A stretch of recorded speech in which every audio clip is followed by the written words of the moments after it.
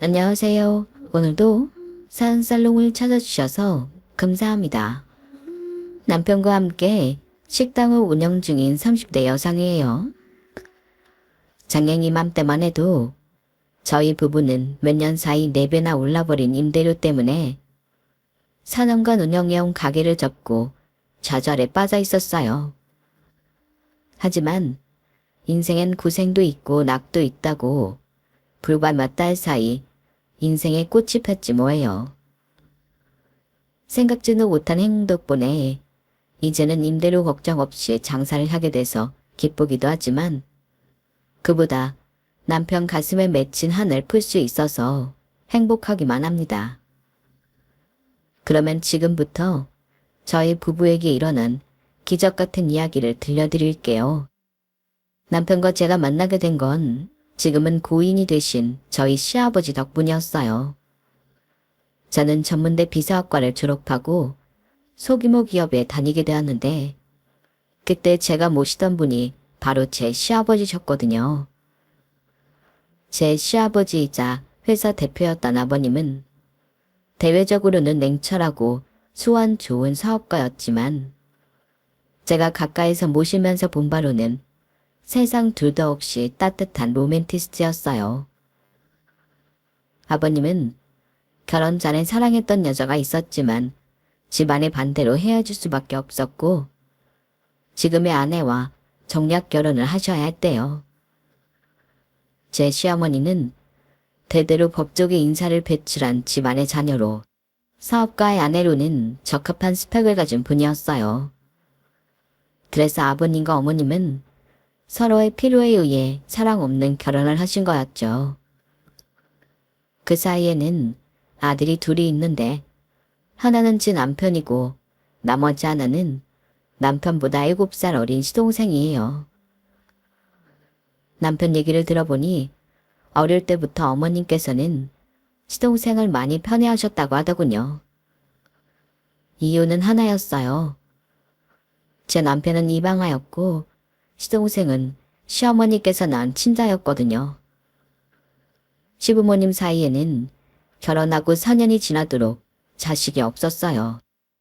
그러던 어느 날 사업차 굴풀을 치고 집에 돌아오시던 아버님이 길을 잃고 헤매던 제 남편을 발견했고 보호자가 나타날 때까지 임시 보호를 하다가 결국 입양을 하게 되었죠. 길에 버려진 제 남편을 입양하는데 1등 공신은 바로 시할머니셨어요. 제 남편을 보자마자 이 애는 우리가 키워야겠다고 하셨을 정도로 제 남편을 예뻐하셨거든요.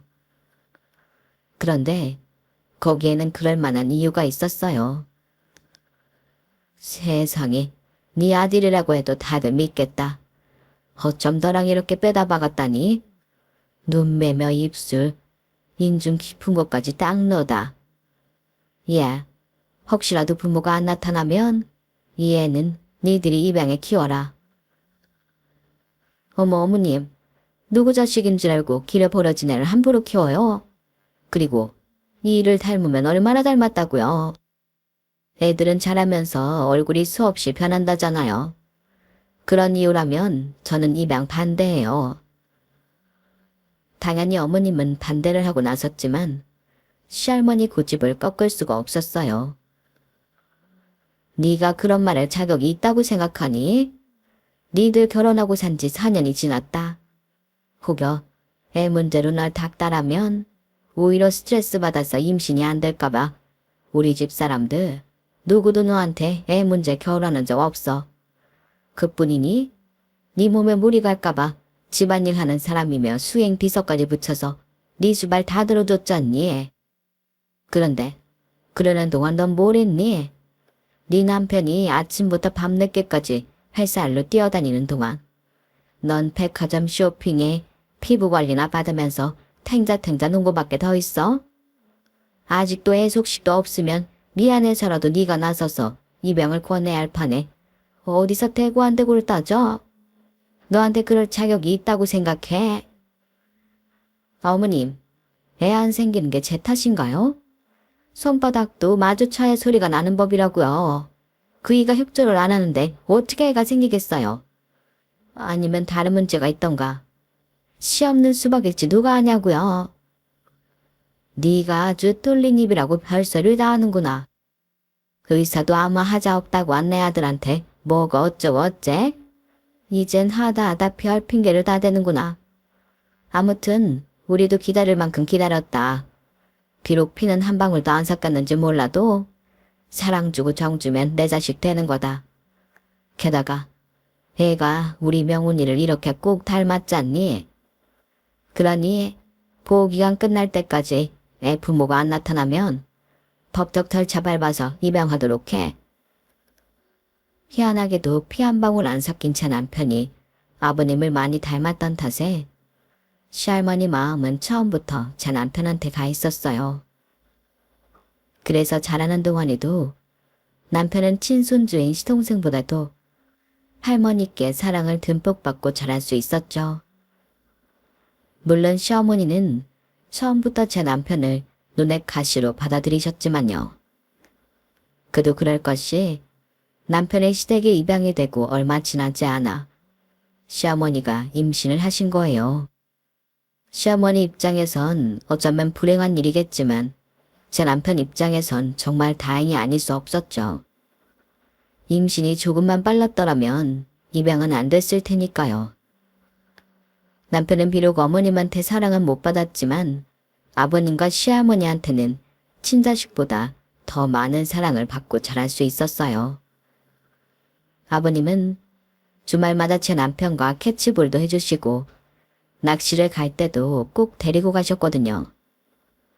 제 남편이 어릴 때부터 나이답지 않게 낚시를 취미로 삼게 된 것도 이런 아버님 영향 때문이었죠. 남편은 자라면서 생김새는 물론 행동까지도 아버님을 쏙 빼닮아갔어요. 그러니 시할머니께서 안 예뻐할 수가 없었죠. 그런 반면 시동생은 생김새도 그렇고 뭐 하나 아버님과 닮은 구석이 하나도 없었어요. 오직하면 집안에서 시동생을 입양아가 아닐까 의심했을까요? 그럴 때마다 시어머니는 손톱을 바짝 세우고 달려들었죠. 아가씨가 소문냈죠? 우리 지원이가 그 애가 아니란 소문. 언니도 참, 내가 언제 그랬다고 그래요. 생사람답지 마세요. 내가 들은 게 있으니까 이러는 거 아니에요. 지난번 시고모님 딸 결혼식 때 아가씨가 사람들 앞에서 그랬다면서요.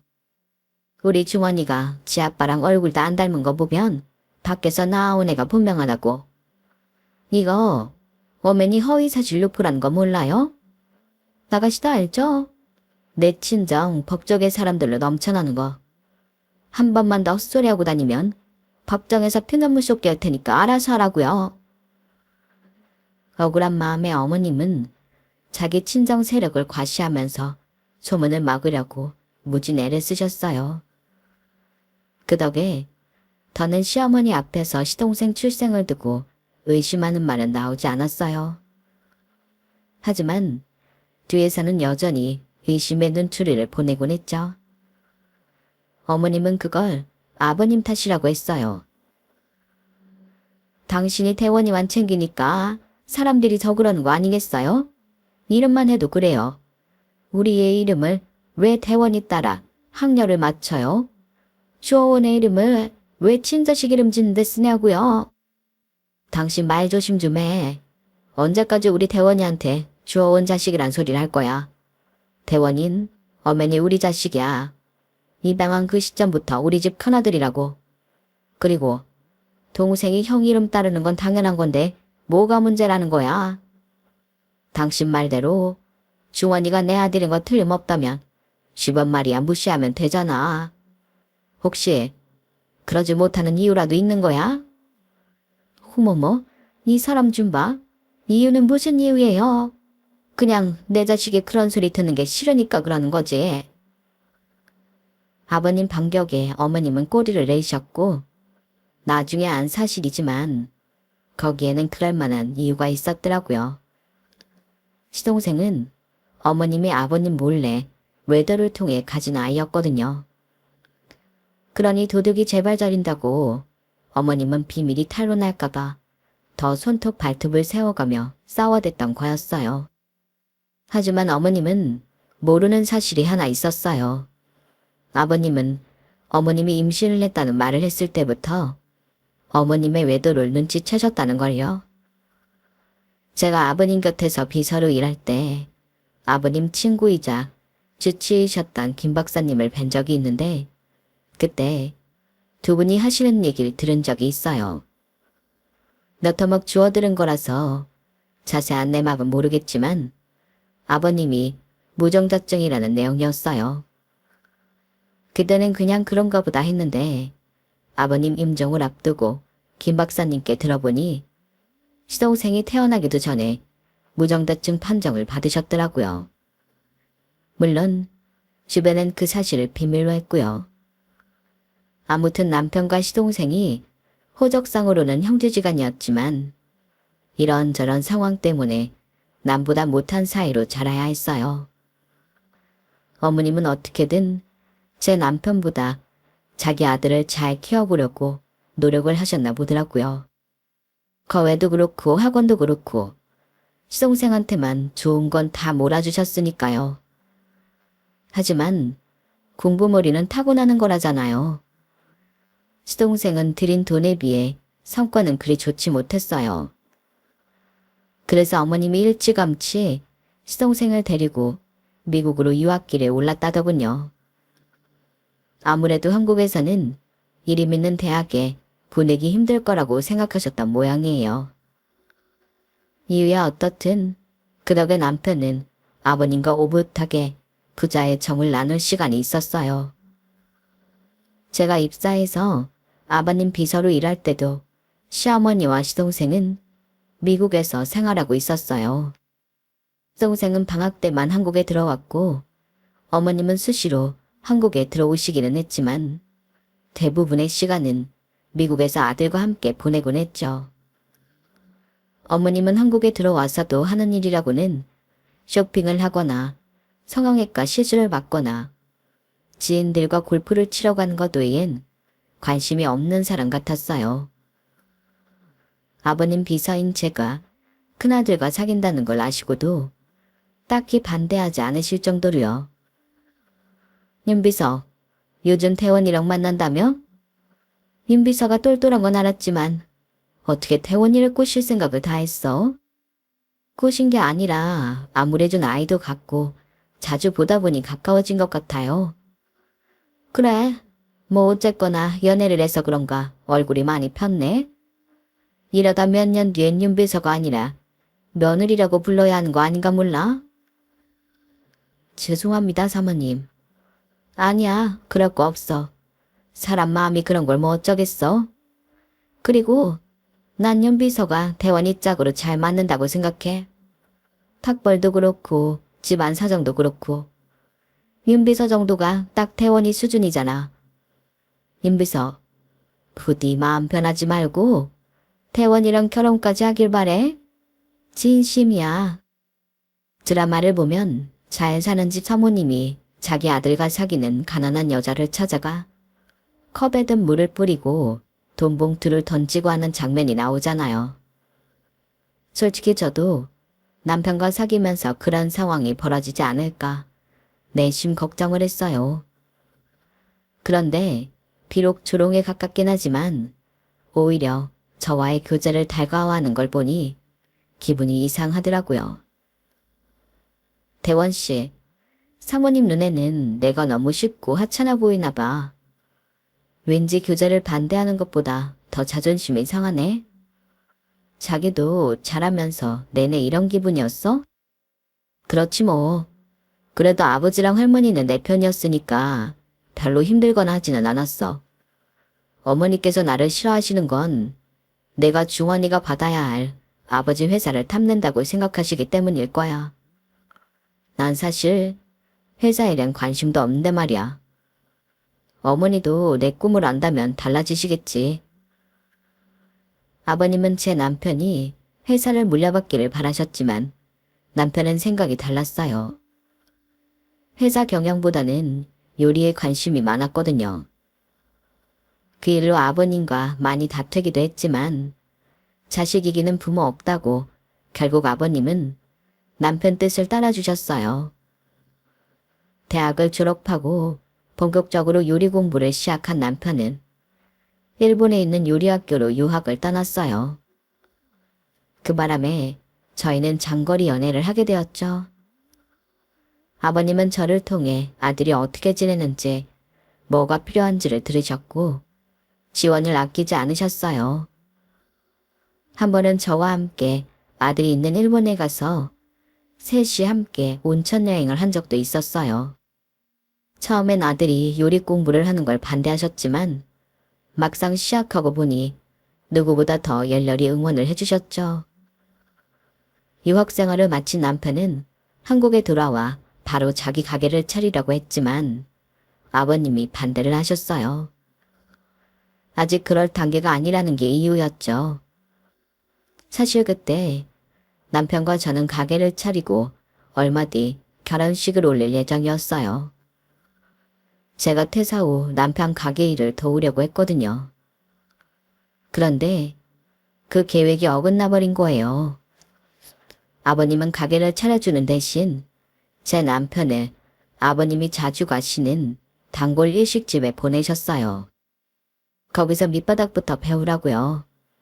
자기 장사는 그 뒤에 시작해도 늦지 않다고 말이죠. 물론 아버님 말씀이 틀린 건 아니었지만 그때는 솔직히 좀 야속하긴 했어요. 회사도 포기한다는데 그깟 가게 하나 차려주는 걸로 사람을 이렇게 힘들게 하나 싶었거든요. 당시엔 아버님의 깊은 뜻을 철없던 제가 몰랐던 거죠. 예정대로라면 저는 결혼을 앞두고 퇴사를 해야 했지만 그럴 수 없었어요. 남편 벌이가 얼마 되지 않아서 저도 벌어야 했거든요. 아버님도 허락한 부분이기는 했지만 시어머니께서 그 일로 많이 불쾌해 하시더라고요. 야, 사람들 눈도 있는데 굳이 비서일을 계속 해야겠니? 세상에 어떤 며느리가 시아버지 비서일을 해. 돈 때문이니? 그런 거면 내가 매달 생활비 보내줄게. 사실 그간 태원이가 허튼 꿈을 꾸고 있는 게 아닌가 해서 내심 걱정했었는데 지금 보니 그건 아닌 것 같아서 다행이다 싶다. 그게 다 네 덕분 아니겠니?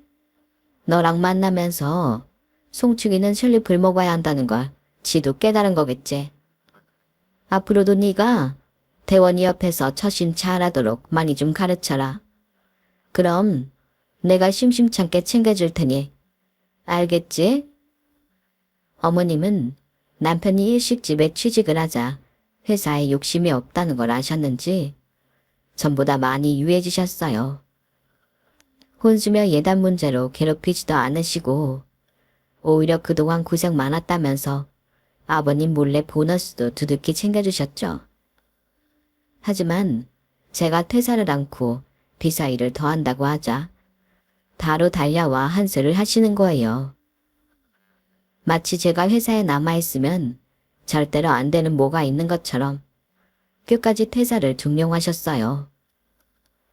그게 내심 걸리긴 했지만 시어머니가 말리는 일이라서 끝까지 고집을 부릴 수만은 없었어요. 그래서 퇴사를 하고 결혼식 이후 재취업을 했어요. 전에는 아버님과 종종 낚시도 다니고 함께 보내는 시간이 많았던 남편이었지만 결혼 후에는 사는 집도 다르고 식당에 취직한 지 얼마 안 돼서 시간을 내기 힘들어진 탓에 아버님과 만나는 날도 손에 꼽을 정도에 불과했어요. 그러다 보니 시댁과 점점 더 멀어져 갔죠. 그렇게 3년을 일식집에서 일을 배운 남편은 드디어 가게를 차리게 되었어요. 가게 오픈에 맞춰 저도 퇴사를 하고 남편 식당 일을 돕기 시작했고요. 가게는 아버님이 차려주셨지만 어떻게든 인건비를 줄이려고 그러기로 한 거였죠. 남편이 차린 식당은 전통 일식집은 아니고 덮밥 전문 가게였어요. 주 메뉴는 튀김덮밥과 회덮밥이었지만 남편의 야심작은 한정 판매를 하는 장어덮밥이었어요. 단가가 꽤 센 편이었는데도 점심시간에 매진이 될 정도로 인기가 좋은 메뉴였죠. 손도 많이 가고 실황도 적은 메뉴였음에도 남편이 장어덮밥을 고집한 건 아버님 영향이 컸던 것 같아요. 저희 아버님이 장어덮밥을 좋아하시거든요. 아버님은 종종 가게에 들러 남편이 만든 장어덮밥을 드시고 가셨는데, 그래서 남편은 아무리 주문이 밀려도 아버님께 드릴 장어덮밥 1인분은 매번 남겨두고 판매를 하곤 했죠. 그런데 언제부턴가 아버님 발걸음이 뜸해지기 시작했어요. 저희 부부도 가게 일이 바빠서 따로 시댁에 찾아뵙기 힘들어졌고요. 그렇게 3년 가까이 시간이 지난 어느 날 아버님이 전화를 하셨더라고요. 아가, 가게 휴무가 언제니? 혹시 시간 내면 가까운 데로 나들이라도 가지 않으련? 아버님, 저희가 다음 주 수요일이 휴무예요. 그럼 그때 나들이 가실래요? 도시락으로 아버님 좋아하시는 장어덮밥 싸갈게요. 자주 못 찾아뵈서 죄송해요. 사실 가게 일로 많이 지쳐서 쉬는 날만이라도 푹 자고 싶었지만 모처럼 아버님이 먼저 연락을 해주셨는데 피곤하다는 핑계로 약속을 미룰 수는 없었어요. 그래서 휴무 전날 늦게까지 도시락 준비를 해서 아침 일찍 아버님을 모시러 갔어요. 그런데 아버님이 일이 있어서 밖에 나와 계신다고 집으로 가지 말고 아버님이 계신 곳으로 오라고 하시더라고요.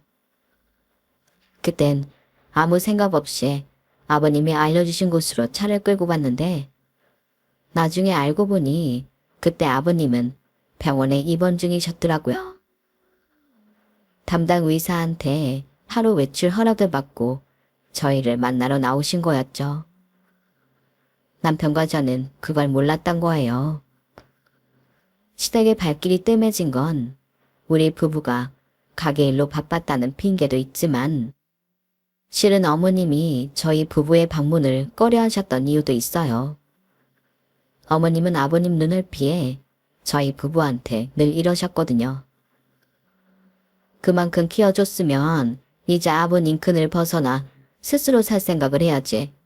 뭐 얻어먹을 게 있다고 집에 드나드니? 왜? 가게 하나 받은 걸로 부족해서 그런 거야? 돈 좀 더 얹어줘야 돼?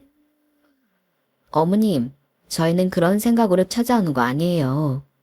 저도 그렇고 이도 그렇고 부모님께 인사드리러 오는 거지 다른 뜻은 없어요. 이 인사는 무슨 우리가 니들 인사받고 살 정도로 한가해 보이니? 대원이 너 혹시라도 호적에 이 집 아들로 되어 있다는 이유로 내 남편 회사를 욕심내고 있는 거라면 지금이라도 당장 마음 고쳐먹어. 어머니 우리한테는 친자식이 있는데 설마 양자인 너한테 회사를 주겠니? 꿈도 꾸지 마 얘. 난 솔직히 니들이 매번 찾아올 때마다 속에 흑심을 품고 있는 게 아닌가 의심스러워.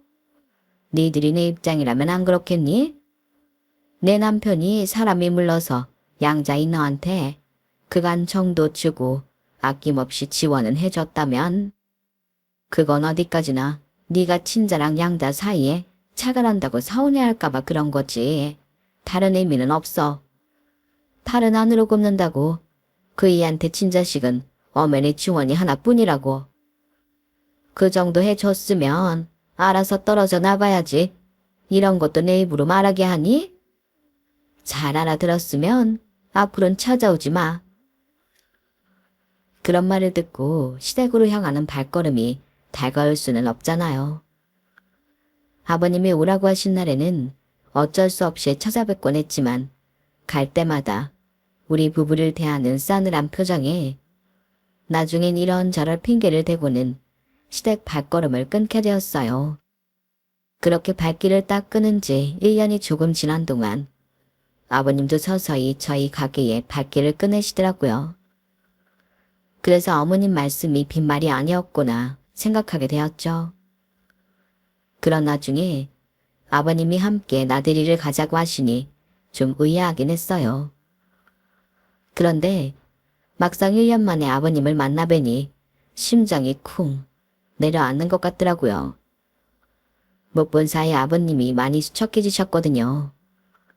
한눈에 봐도 병색이 짙어 보였어요. 아버님, 어디 편찮으세요? 살이 왜 이렇게 많이 빠지셨어요? 안색도 안 좋으시고요. 병원에는 가보셨어요? 김 박사님한테 진료 예약이라도 할까요? 아가, 그럴 필요 없다. 안 그래도 김 박사 만나고 오는 길이야. 한동안 감기로 고생을 해서 살은 좀 빠졌다만 건강하니까 걱정할 필요 없어.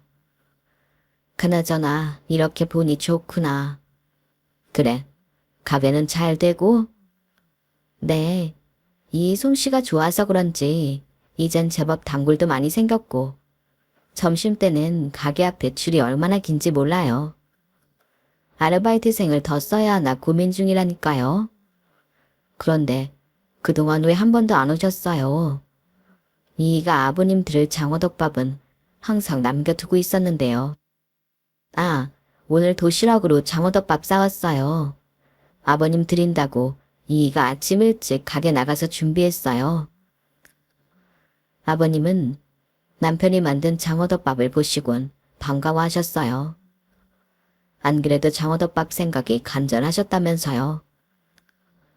하지만 평소와 달리 아버님은 얼마 되시지 못했어요. 저희 앞에서 티를 안 내시려고 많이 노력하셨지만 아버님이 많이 편찮으시다는 걸 모를 수가 없었죠. 식사를 마친 아버님은 모처럼 아들과 호숫가를 거닐고 싶다고 하셔서 저만 자리에 남게 되었어요. 남편은 묵묵히 아버님을 부축하고는 천천히 호숫가로 걸어나갔죠. 하지만 얼마 가지 않아 두 사람은 근처 벤치에 앉더라고요. 아마도 아버님이 많이 힘들어하셔서 그랬던 것 같아요.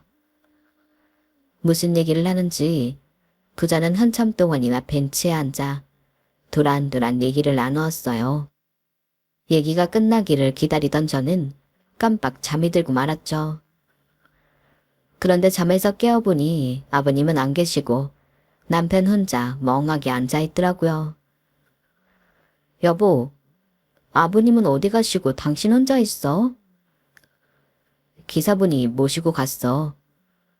그럼 나 좀 깨우지 그랬어.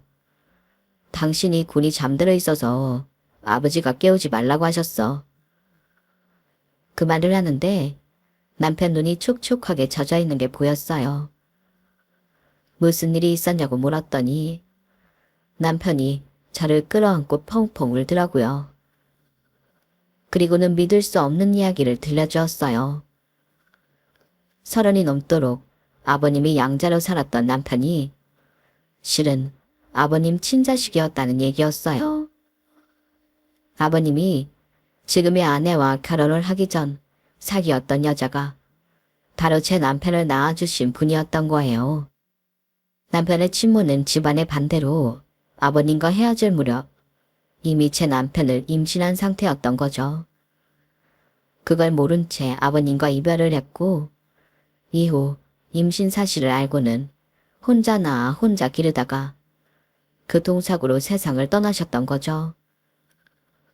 뒤늦게 남편의 외가를 통해 그 사실을 듣게 된 아버님은 남편을 데려다 키우신 거예요. 하지만 제 남편이 아버님의 친자식이라는 걸 알면 시어머니 구박이 심할 것 같아서 길 잃은 아이를 데려온 것처럼 꾸몄던 거고요. 시할머니께서 그 사실을 아셨기 때문에 제 남편을 지극정성으로 키우셨던 거죠. 그날 자신의 출생의 비밀을 알게 된 남편은 한동안 가게 문을 닫을 정도로 많이 힘들어했어요. 단순히 친부를 알게 된 걸로 끝날 일은 아니잖아요. 그 긴 시간 동안 남편은 고아 아닌 고아로 살아야 했으니까요. 물론 아버님과 할머니 사랑을 받고 자라긴 했지만 가슴 깊은 곳에는 자신이 이 집 자식이 아니라는 생각 때문에 늘 남의 집에 얹혀 사는 기분이 들었을 거 아니에요. 한때는 부모한테 버려진 자신을 길러준 고마운 분우 받아들였던 아버님이 이제는 자신과 엄마를 버렸던 모진 인간으로 느껴질 테니 얼마나 힘들겠어요. 저로서는 남편이 느끼는 감정이 가늠이 안 되더라고요. 가장 가까운 곳에 있으면서도 남편의 상처에 조금도 위로를 주지 못하는 기분이 들었어요. 탄도와 마음을 못 잡던 남편은 조금씩 예전의 모습을 찾아갔고 저와 함께 아버님이 입원해 계시는 병원을 찾아갔어요. 췌장암 말기라서 병원에서도 더는 치료할 수 있는 게 없다고 하더군요. 주치의를 통해 아버님 상태를 전해들은 남편은 그날 집에 돌아와 제게 그러는 거예요. 여보, 한동안 가게 문 좀 닫자. 언제까지가 될지는 모르겠지만 아버지 마지막은 내가 지켜드리고 싶어. 억울해서라도 이렇게는 못 보내드릴 것 같아. 그래, 그렇게 해. 가게 신경 쓰지 말고 아버님 곁에서 지내. 그래야 나중에라도 후회가 안 남지. 마지막 효도 잘해드려. 그렇게 남편은 병실에서 함께 기거하며 아버님 곁을 지켜드렸어요. 그리고 한동안 저희 가게는 문을 닫게 되었죠. 그러던 어느 날이었어요. 가게 문을 닫은 지 좀 돼서 주방 냉장고 안에 있는 재료들을 정리하려고 가게에 들렀는데 건물주한테 연락이 온 거예요. 월세를 올려달라는 전화였죠. 그런데 그 올려달라는 인상폭이 해도 너무한 거예요. 네? 아니, 갑자기 월세를 그렇게나 올려달라니 이건 정말 너무하잖아요. 장사를 하지 말라는 얘기랑 뭐가 달라요? 그러지 마시고 저희 사정도 좀 생각해 주세요. 하루아침에 월세를 4배나 올려달라는 건물주의 말에 욕이 나올 뻔했어요. 처음 장사를 시작하고 손님이 없어서 남은 재료가 썩어 나가던 때에도 우리는 허리띠 졸라매며 가게세는 밀리지 않고 냈어요. 그런 노력에도 불구하고 이제 겨우 자리를 잡고 나니까 기다렸다는 듯이 가게세부터 올려달라고 하니 정말 화딱지가 나더라고요. 생각 같아서는 욕이라도 한 바가지 퍼붓고 싶었지만 그런다고 달라지는 게 없어서 최대한 정중하게 말을 했죠. 상가건물 임대차 보호법에 따르면 임대료의 5% 이상 인상할 수 없다고 알고 있거든요. 그런데 4배나 올려달라는 건 말이 안 돼요. 게다가 요즘 집안일 때문에 가게 문도 닫고 있는 형편이라고요. 그랬더니 그건 자기 알 바 아니라며 세를 올려주지 않을 거면 가게를 비워달라지 뭐예요. 결국 소송을 하느니 마느니 하며 한참을 싸우곤 전화를 끊었어요. 전화를 끊고 나니 하도 열받아서 눈물이 다 나더라고요. 주님 위에 건물주라더니 이래서 그런 말이 나왔나 보다 생각했어요. 평소라면 당장 남편한테 전화해 건물주 욕이라도 실컷 했겠지만 상황이 상황인 만큼 그럴 수는 없었어요. 남편은 간병을 하느라 몸도 마음도 지쳐 있을 텐데 저까지 힘들게 할 수는 없으니까요. 그렇다고 언제까지고 이 문제를 두고 볼 수만은 없어서 병원에 찾아가 남편한테 가게세 인상 얘기를 했어요. 그랬더니 남편이 한숨을 푹 쉬고는 그러더라고요. 아버님 상태를 봐도 당장 가게 문을 열기 힘들 것 같으니 가게를 빼는 게 좋겠다고요. 그간 자리를 잡으려고 가게에 들인 공을 생각하면 절대 그만두고 싶지 않았지만 남편을 생각하면 고집을 부릴 수 없었어요. 그래서 가게를 정리하기로 마음먹었어요. 일단 계약 기간이 남아있으니 제가 혼자 할 수 있는 것만 천천히 정리했어요. 나머지는 아버님 상태가 좀 안정이 되면 남편이 하기로 했고요.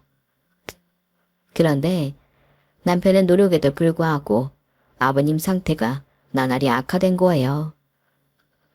그래도 한동안은 의식이 있으셔서 남편 얼굴도 알아보시고 고개난 손짓으로 의사소통도 하셨는데 이제는 그마저도 힘들게 되고 말았어요. 병원에서도 일주일을 넘기기 힘들 거라며 가족들한테 연락을 하라고 하더군요. 그런데 병원에 찾아온 어머님이 아버님 상태를 훑어보시더니 그러시는 거예요. 그래, 그간 수고 많았다. 그래도 네가 키워준 보답은 하는구나. 그래서 말인데 이제 병원은 안 와도 된다. 여긴 내가 알아서 처리할 테니까 너는 이제 그만 가봐. 우리 주원이 곧 한국 들어오니까 넌 여기 있을 필요 없어. 그간에 정이 있으니 장례식 때는 연락하마. 어머니, 그게 무슨 말씀이세요? 아버지가 이러고 계신데 어떻게 제가 자리 비워요? 아버지 곁은 제가 지키겠습니다. 제가 임종 지킬 거라고요. 예, 네가 무슨 자각으로 내 남편 임종을 지키겠다는 거니? 너도 알겠지만 너 싫어. 보기 싫다고. 안 그래도 곧 파양 신청할 생각이야. 그동안 이 사람 뜻이 하도 강경해서 내가 참아줬다만 이제 의식도 없으니 더는 내 뜻을 못 꺾을 거 아니겠어? 그리고 내가 이 사람 죽기 전에 널 파양하겠다는 게 무슨 뜻인지는 알지? 너한테는 유산을 한 푼도 주지 않겠다는 얘기야. 너 돈 한 푼 안 줘도 이 사람 임종시킬 생각 있어? 없지. 그거 봐. 피 한 방울 안 섞인 사이가 그런 거야. 그러니까 쓸데없이 기운 빼지 말고 돌아가. 아버님 임종을 앞둔 순간 시어머니는 본색을 드러냈어요. 어머님 머릿속에는 죽어가는 남편보다 남편이 남길 유산이 먼저였던 거죠. 그런데 이런 상황을 옆에서 조용히 듣고 계시던 아버님 주치의이자 오랜 친구인 김 박사님께서 그러시는 거예요. 재수씨, 대원이를 파양하는 건 안 될 겁니다. 이 친구가 자기 아들을 파양하는 건 원치 않을 테니까요. 아니 김 박사님, 다 죽어가는 양반 뜻이 뭐가 중요합니까? 그리고 아들은 누가 아들이라는 겁니까? 내 남편한테 아들은 우리 주원이 뿐이에요. 생물학적으로도 그렇고 곧 서류상으로도 그렇게 될 겁니다. 하하하, 재수씨, 그러니까 파양이 안 된다는 겁니다. 생물학적으로도 친자식은 주원이가 아니라 대원이니까요. 재수씨도 알죠? 이 친구 재수씨랑 결혼하기 전에 결혼을 약속한 사람이 있었던 거. 대원이가 바로 그 여자분이랑 사이에서 태어난 애입니다. 딱 봐도 얼굴이 이 친구랑 판박인데 설마 몰랐어요? 그 말에 시어머니는 귀신을 본 사람처럼 얼굴이 파래졌어요. 그런데 더 놀라운 건 그 다음이었죠. 그런데 재수씨, 주원이가 정말 이 친구 아들 맞습니까? 의사인 제 소견으로는 이 친구 정자로는 주원이가 태어날 수 없어서 하는 말입니다. 기억하시죠? 결혼하고 이듬해에 이 친구가 교통사고를 크게 당했던 거. 그때 사고 여파로 생식기에 문제가 생겼어요. 정자 생성이 안 되게 됐단 말입니다. 주원이 태어난 게 두 번 결혼하고 4년인가 5년이 지나서죠. 그러니 주원이는 이 친구 친자식일 수가 없다는 겁니다. 설마 모르셨습니까? 이 친구는 다 알고 있던데요. 김 박사님 말에 시어머니는 그 자리에 주저앉고 말았어요. 그동안 남편이 자신의 외도를 통해 애를 낳았다는 사실을 알고 있었다니 놀랄만도 했죠. 거기다 좋은 아이라고 생각했던 제 남편이 아버님의 친자식이었다니. 어머님한테 있어서 비극도 이런 비극이 없었죠. 결국 며칠 뒤 아버님은 세상을 떠나셨어요. 그리고 아버님이 남기신 유언장이 공개되었어요. 아버님은 어머님께 평창동 집과 1억 상당의 현금을 남기셨어요. 그리고 회사와 나머지 부동산, 주식과 현금 등은 모두 아들한테 남긴다고 명시하셨죠. 단 유전자 검사를 통해 자신의 아들로 판명된 아들에게만 유산을 남긴다고 단서를 달고 말이죠. 한마디로 시용상한테는 한 푼도 주지 않겠다는 거였어요. 남편의 전 재산을 손에 넣으려고 제 남편을 파양까지 하라고 했던 시어머니는 오히려 자기 꾀에 자기가 당하고 만 셈이었죠. 가게를 정리한 우리 부부는 아버님이 남겨주신 유산으로 건물을 매입했어요. 그리고 1층에 식당을 오픈했죠. 이제는 임대료 인상 때문에 눈물 흘릴 일 없는 진짜 우리 가게를요. 그리고 아버님이 제 남편 앞으로 물려주신 회사는 전문 경영인한테 맡기기로 했어요. 남편의 회사 경영은 경영을 할 줄 아는 사람이 하는 게 맞다며 그런 결정을 내린 거죠. 저도 그 말엔 동의해요. 제 남편한테는 회사 대표의 삶보다 오너 셰프의 삶이 더 잘 어울리니까요. 어쩌면 아버님도 그렇게 생각하셨기 때문에 요리사가 되겠다는 아들의 뜻을 따라주셨던 게 아닌가 생각해요. 얼마 뒤면 아버님 첫 기일이 돌아오는데 제사상에는 생전에 아버님이 좋아하시던 장어덮밥을 올려드릴까 합니다. 마지막 봄나들이 때 아들이 만든 장어덮밥을 드시면서 행복해 하셨던 아버님을 떠올리며 사연을 마칩니다. 지금까지 제 사연을 들어주셔서 감사합니다. 곁에 있는 가족들과 항상 행복하시길 진심으로 바랍니다. 여러분, 사연 댓글에 응원과 현명한 조언 부탁드려요. 좋아요와 구독은 저에게 큰 힘이 됩니다. 오늘도 좋은 일 가득하세요.